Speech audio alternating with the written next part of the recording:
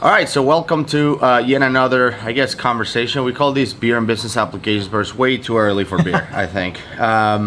So I actually received a message a few days ago from someone. I'm not going to say who it is, just in case this person is trying to make a career change. But the message said, thank you for doing the CRM MVP podcast. I love it, and I have an idea. I would love to learn how a non-developer type person becomes a solution architect like yourself. So it was a very simple question.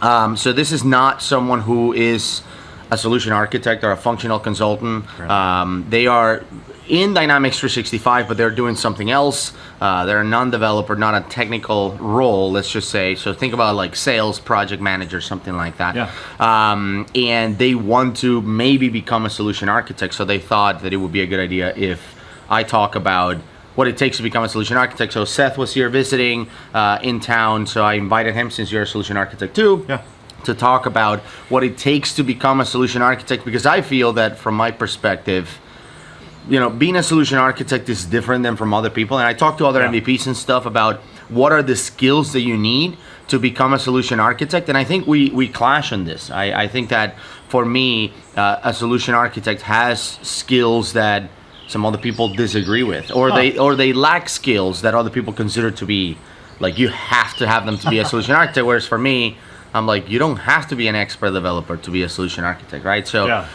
it all depends on what it is. So I'm curious about what you think, because for me, in order to be a solution architect, for me, you just have to have the tools, have to have knowledge about the tools that are available to your disposal to create a solution. That to me is the main thing. Now, there are other things that are also important, like knowing about change management and being able to help a company deal with change. Understanding how salespeople sell if you're implementing sales projects, just like you're focusing more in public sector. So understanding how the public sector operates, how government or whatever agencies you're working with operate, understanding how they do it, their workflow. It's important so you can design a solution to help them. But those are kind of, I don't want to say secondary to the other skills, which is what can the solution do? What ISV solutions are out there that I can leverage? How can I leverage all these other secondary solutions like portals and Power Apps and all of these different things that Microsoft makes in order to create a solution, not just Dynamics, because our knowledge has to expand to SharePoint and Exchange and other solutions out there so we can create a bigger solution. But what do you think? So there's a couple of different things. One is the fact that a solution architect is not an enterprise architect, right? So an enterprise architect is the one that's overseeing the IT strategy and understanding, okay, this is, as an organization, these are the 70 different applications that we have. There's 7 for marketing and everything like that, right? So when it comes to a solution architect, for me, it is more product specific. And so there is a need to know that product really well and really in depth. Whether that person needs to have a technical and developer background, I hope not, because I haven't had that background. Right. My background was in accounting before getting into Dynamics, and so was a system administrator. After being an accountant, I went and became a system administrator and understood sort of what that looks like and understood what a business needed. And so my first sort of exposure to that, my first opportunity there was actually helping onboard a new department. And so a new department was coming on and had the opportunity to architect and solution that. And that was my first opportunity to be sort of in that role of a solution architect, even though it wasn't an official one, and even though there was other functional consultants and we had a partner and they were overseeing all of that stuff. That was sort of how I got into being a solution architect. And after that, it was hours learning the product, right? And so learning the product, going through and understanding each of the different components and implementing some sales stuff or implementing some customer service and gaining that exposure over time. And so it wasn't something that happens overnight. And so first of all, hopefully you don't have to be a developer.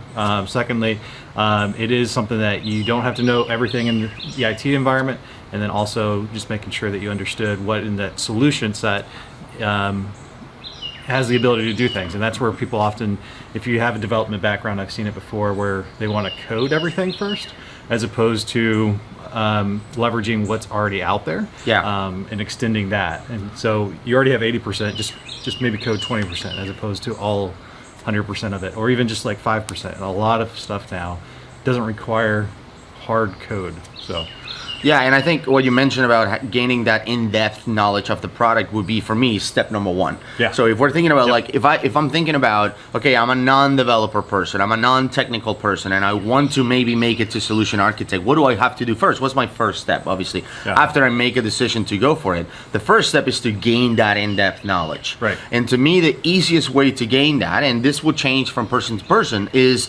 in job training, like hands-on training. It's the best. And I think that the best way to gain that hands-on training and work, essentially with the product and actual projects, is to probably become a functional consultant or a configuration consultant. They have different terms, but the idea is you want to be the person actually doing the work, right? Yeah. Creating those entities, adding those fields, configuring views, connecting everything together, creating automation via flow or workflows, whatever it is that you're doing. Now, you want to do the work, because the more work you do, the more you're going to find yourself researching how something works, understanding why something didn't work and what to do to fix it. So all of those things come along with it. Some other people learn better by just doing regular training and classroom training, but regardless of what it is, I think step one is to gain that in-depth knowledge. Yeah, because there's the difference between theory, which is the in-classroom training, and practical application. That's the big difference there. One of the other things that you talked on was the fact that under support, right? So you go to the community, look at all the people that had the different questions, and then help them out, right? And so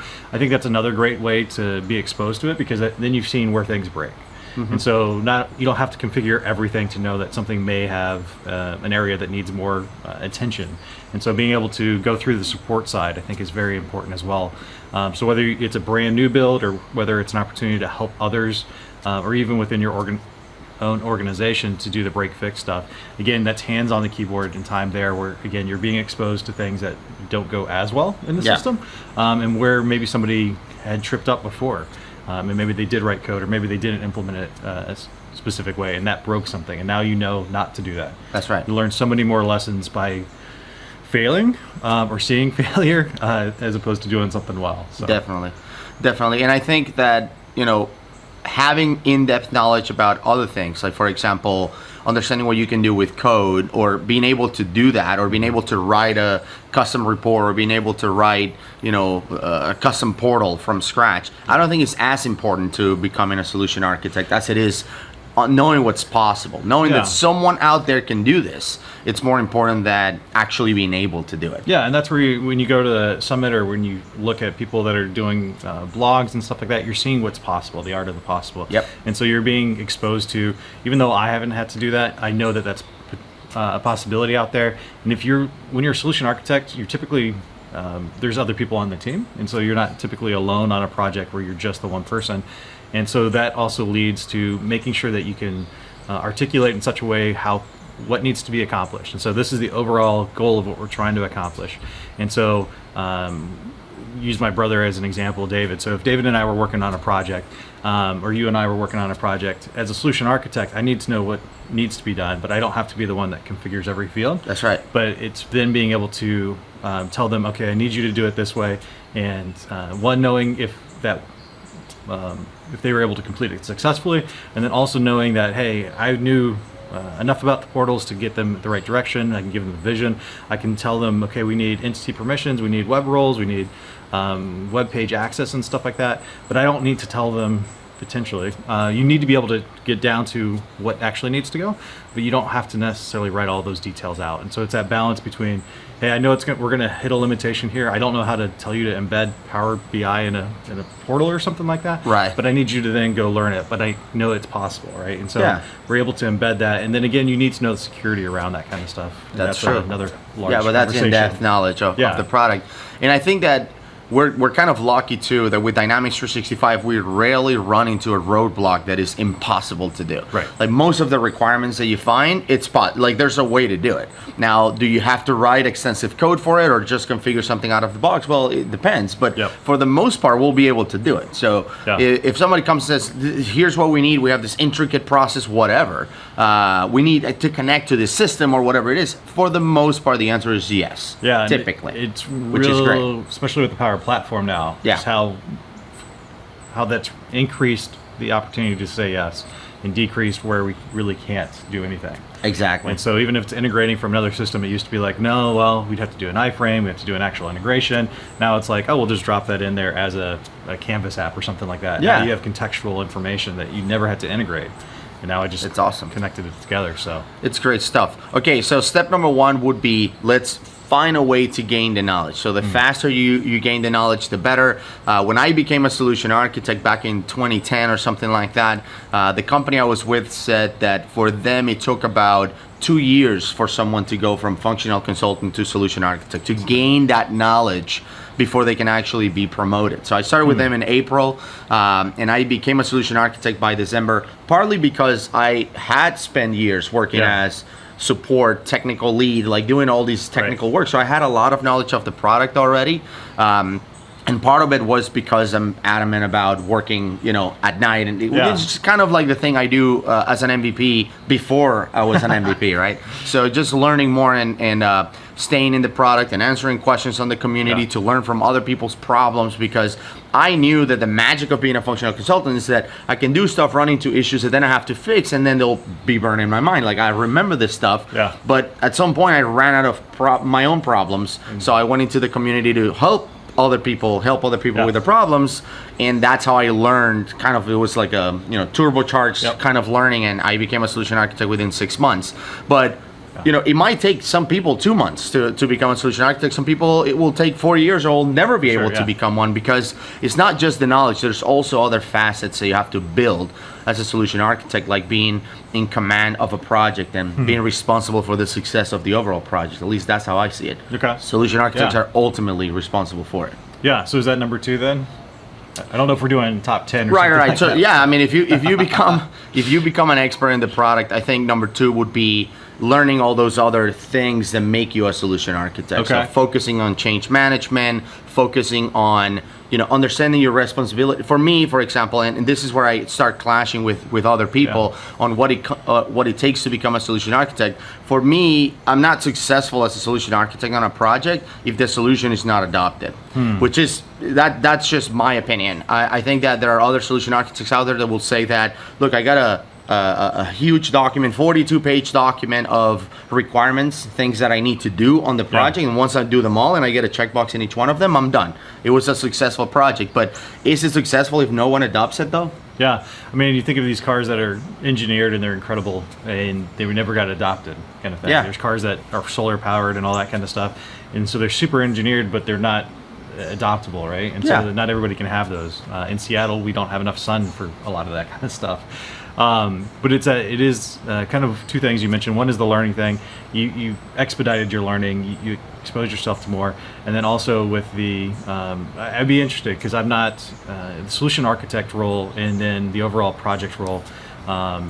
Agreed, you can't over-engineer something, right? And so as a solution architect, what you're talking about there is taking other things besides the technical dynamics platform into consideration. So how do salespeople sell? How do people interact with the system? That's right. What does the user experience look like? And how does that go? And so again, it's not a dynamic specific thing. It's more of a general item. And so I don't know if the success and failure on a specific project, and again, depending on how projects are structured, falls on one person around that. If it's a solution architect, I think you can have other factors that are outside of solution architect's control. Yes. That may prevent somebody from adopting a system. I mean, if the sales manager never sees value in it, then there's more change management. And that's what you're talking about there. But even if if you have a sales manager that's toxic and he's like, no, don't enter it in, just keep it on the Excel file, just keep sending it to me that way, then you have a personnel management, and I don't know how as a solution architect you can get around that. Again, that's right. I mean, I think I can't really talk about what other people's journey looks like to become a solution architect. I can only talk about my own. But for me, early on, I realized that for me to be successful as a solution architect, it means that the company adopts a solution, and the only way for them to adopt the solution is if it provides value to them, provide business value, gives them more time to do other stuff, because I automated a lot of the work they used to do manually. It makes them more money because the system is better at helping them acquire more customers. Whatever it is, that is the only way they're going to adopt it, if they see value on it, right? So that mission of making sure every solution I create is a adopt it, it provides value to the company, drove a lot of the training that I did. So the training that I did to become a solution architect, or once I became a solution architect to become better as a solution architect, was I attended a 3-day training on sales, which was Sandler sales. That's the one I chose because it was local to me and I just wanted to understand methodology of selling and how people sell. I attended a 3-day training with former Navy SEALs in San Diego for leadership training, right? I talked about that, the extreme ownership guys. So I attended that training. I went to a 5-day business mastery class with Tony Robbins because I wanted to understand what do business leaders, and I happen to be one, so I wanted to, running my own company, I wanted to get better at that. But I also wanted to understand how bigger companies, because when you go to training like that, you'll have people that are CEOs of $500 million companies, billion-dollar companies, like everyone goes there, small businesses to huge businesses. So be able to network with them and understand what's a priority and what people are thinking about, and how do they increase the bottom line and all of that stuff. I wanted to do that. So all of the training that I did after I became a solution architect, it's always in terms of how can I design a solution that provides the most value, right? Change management, training with AdCar and with ProSci. I did that training as well. Because I wanted to make sure that if I hit a roadblock, okay, how do you implement change in a company? Change management teaches you that. How do you make a system help getting better at acquiring customers and delivering the products they buy from you? Sales training helps you with that. And the business mastery training helps you with the long-term vision and how do we beat competition and what can we do from the marketing perspective. All of that helps me see that better and design solutions for it. So I think you want to gain the knowledge first, but then you want to expand that to understand what your customers are thinking about. Yeah, and you can be, whether you're a consultant that's coming in and consultant partner, or whether it's an internal solution architect. Because as an internal solution architect, people are always designing systems and extending them out, and how are we going to adopt the Power Platform? And so knowing your internal customers as well, your internal users, and so the business, the requirements there.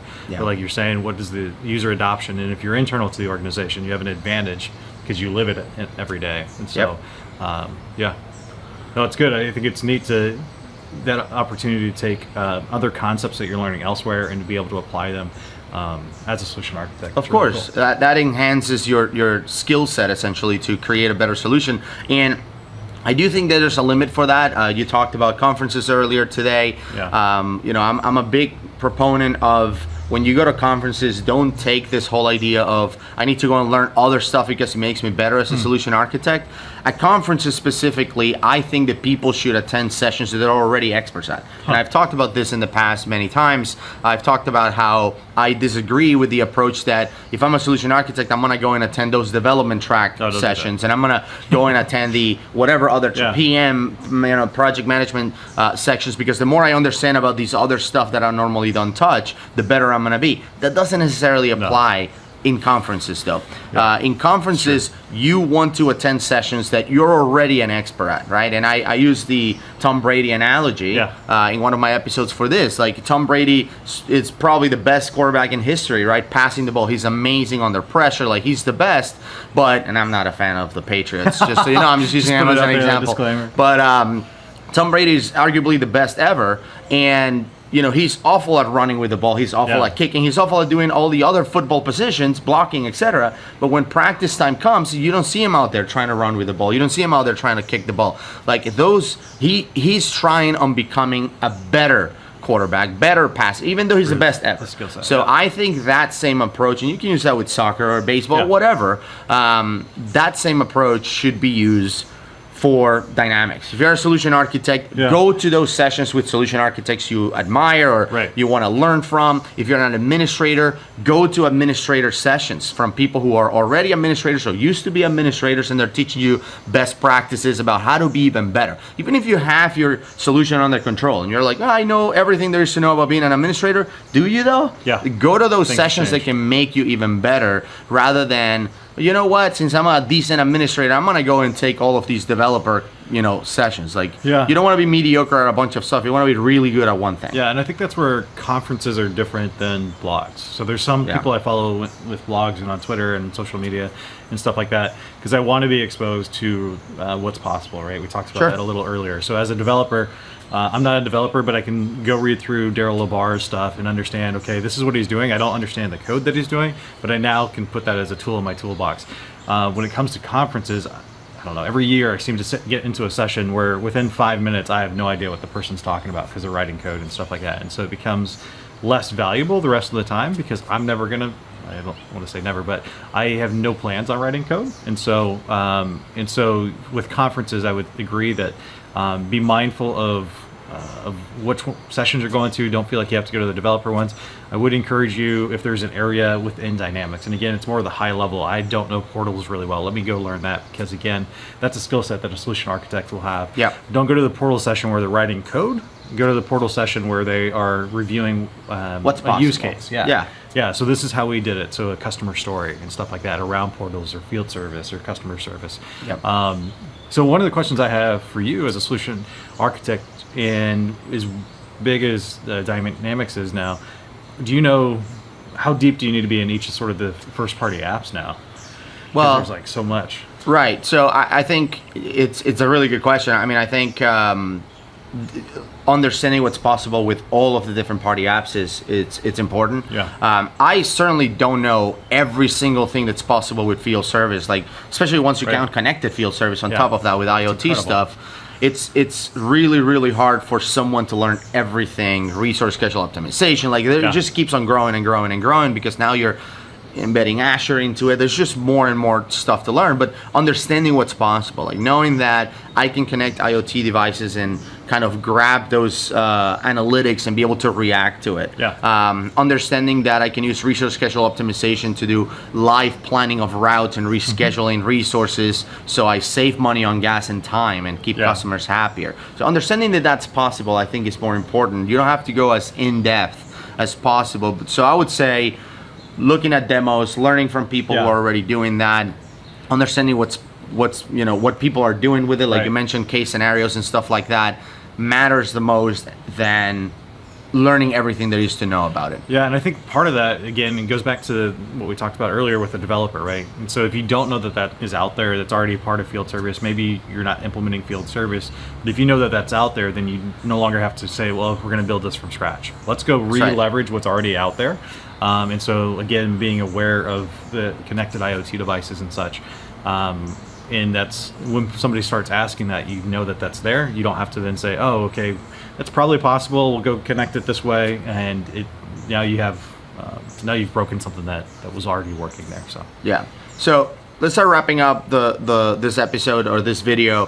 What I want to do is I want to think about. I want for both of us to Yeah. put ourselves in that position of, we're not technical. We want to be there. What do we do in steps to make it there? Okay. So if I'm not a non-technical person, the first thing I would do is decide if I want to be a solution architect to begin with. There's a lot of stuff that kind of rides in our shoulders as a solution architect. A lot of responsibility. So there's a couple things as a plane flies by and doesn't let them hear us. There's a couple of things. Number one is, as a solution architect, for me, I'm responsible for the success of the project, right? The solution is adopted, is delivered, the project is successful. That for me. So I need to obviously design the right solution for them so they can get value out of it, but I'm also there to be an expert on all things that could break this thing. For example, licensing. I need to know about licensing. Yeah. I cannot design a solution for a customer without knowing what kind of licenses they bought. Yeah. If they bought a bunch of, let's say, Power Apps P2 licenses that only allow us to use model-driven apps and not touch the primary apps, Yeah. my solution needs to adjust to that, right? Or convince them to pay for the primary apps if I sure. really need them, right?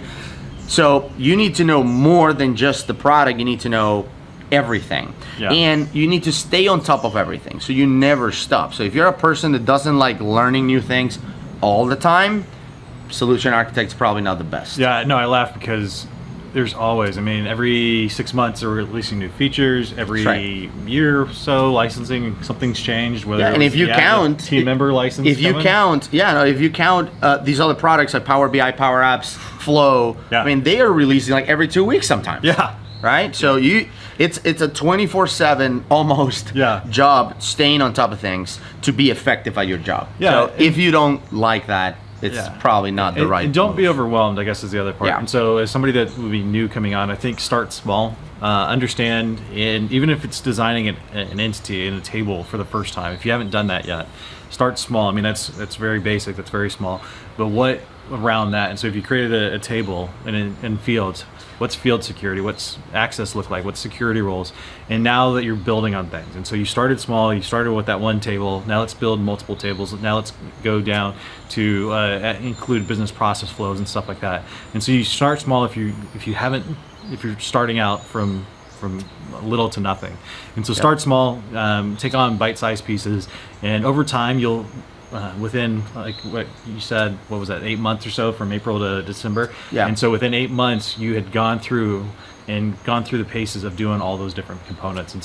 And then now you have a foundation and a base, right? So Right. after you've learned to create a table, they haven't changed it. They've changed the user interface, but they haven't Yeah. changed some of the basics things around security. A lot of yet. the stuff And so- stays with you even if they tweak the UI here and there. Yeah. And so, so start there and build on it. And so over time, it'll grow and grow. And again, once you've gotten to the point where, so if today you needed to know 100 things, and again, as Microsoft is releasing another 5 things every week or every 6 months or something like that, over time, if you're learning faster than they are releasing things, eventually you'll be close to being caught up. But you Yeah. may never be all the way caught up. So Yeah, it's tough, but everyone again trying to stay on top of their game needs to do that, constant learning and learning new things and staying Yeah. on top of things. So that is number one. So making a decision to make the jump. Do I want to do that? Do I want Yeah. to have that drama in my life, right? Do I want to? That's the first decision that you have to make. Now, once you make that decision, to me, is getting. For me, this is what I would do, is get a job as a functional consultant. That would be my next thing. Now, for me to get a job as a functional consultant, I need to know some things in Yeah. order to get there. So the first thing I would recommend, or I would do, is go to Microsoft Learn. So you can Bing or Google this thing, just type Microsoft Learn, and it's gonna take you to this free, Yep. Microsoft Academy, essentially, that you can actually filter by role. And one of the roles is functional consultant. So you can go and say, show me all the courses for functional consultant and get started, right? You can further filter by level. So I would start at the level 100, which is beginner, and you will see things like introduction to CDS. So you can start learning about Common Data Service, introductions to Power Apps, so you can understand what model-driven and Canvas apps are. So you start learning and learning and learning. Once you knock out all those level 100s, you go into level 200s, Right. and then level 300s after that if you have to. But if you look at that and it's overwhelming, you're like, man, this is a lot of learning, then don't do it. Like that's not even close to all of the learning that you're gonna have to do between now and becoming a solution And it's architect. okay to feel overwhelmed. When Yes. I got in there, I was like, wow, there's so many different things. But that appetite to take it on and that Yeah. challenge to take it on, I think is the important piece there. Yeah, absolutely. Now, if you go into that and you're like, oh, I love it. I have, 40 hours worth of training to do just so I can put it in my resume and get a job, and you're excited about that, then you're probably going to be a good solution that'd be architect, good. right? Because you have to like learning. Yeah. So once you get your job as a functional consultant, just get into as many projects as you can. Volunteer for stuff. Like I worked in companies where they would ask, like, who wants to be in this project or whatever. Throw your name in the hat, right? Just I'm in. Just go into as many projects as possible. The differences between them, do it. Like don't try to be as different as you can.